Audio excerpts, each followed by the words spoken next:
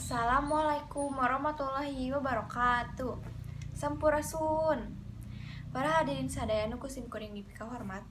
Puji sengarang syukur hayu urang panjatkeun ka hadirat Allah Subhanahu wa taala nu parantos mapadenan urang sadaya kasehatan sareng kasepatan sehingga urang tiasa patepung lawung, patepang rarai dina ieu sawala. Salawat serta salam mugia tetap dilarkeun ka junjungan urang sadaya Nabi Muhammad sallallahu alaihi wasallam. Tehilap lagi ke para keluargana, ke para sahabatna, nepi ka urang sadaya salaku umatna dugi ke akhir zaman. Amin ya robbal alamin. Tepangkeun wasta sim kuring Jara Alia Mardika ti kelas 11 MIPA 5. Di dieu sim kuring ngagem pancen janten panubu catur. Tehilap oge ngahaturkeun rebu nuhun ka para pangjejer sareng para pamilon anu parantos keur hadir dina ieu kumpulan kanggo medahar sareng ngadiskusikeun ngeunaan pelaksanaan protokol kesehatan di sekolah. Para pangjejer sareng para pamilon nu sim kuring dipika hormat.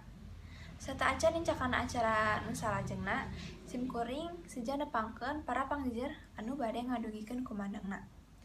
Pangjejer nu kahiji nyaeta Bapak Beni Rubiandi nu mangrupikeun guru seni budaya ti SMA Negeri 1 Majalengka. Nu kadua nyaeta Ibu Yelija Fajriah anu mangrupikeun guru bahasa Sunda ti SMA Negeri 1 Majalengka. Para hadirin supados urang leuwih neuleuman ngeunaan jejer anu bade dibahas ku urang sadaya, hayu urang sami-sami ngaragebkeun kumandang ti para pangjejer. Sumangga ka Bapak Beni Rubiandi anu bade ngadugikeun kumandangna. Hatur nuhun Bapak Beni Rubiandi nu parantos ngadugikeun kumandangna. Numutkeun mantena, ayeuna pembelajaran tatap muka di sekolah teh urang kedah langkung waspada sareng ngatatkeun protokol kesehatan sehingga orang tiasa nyingkahan COVID-19 nu tacan musnah ieu. Kumargi kitu, hayu urang lajengkeun wae ieu sawala.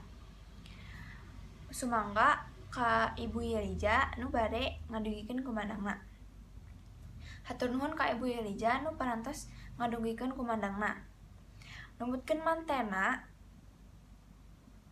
protokol kesehatan anu kedah urang terapkeun di sekolah teh nyaeta ngajaga jarak atau social distancing, mau hand sanitizer, ngagunakeun masker di lingkungan sekolah.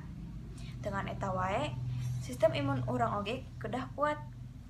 Ku sasarek heula sataacan angkat ka sekolah. Sareng oge nginum vitamin. Salajengna sim kuring bade ngawatesan kanggo pamilon nu bade tumaros. Hatur nuhun ka Sipa Maurani nu tos ngadugikeun patarosanana.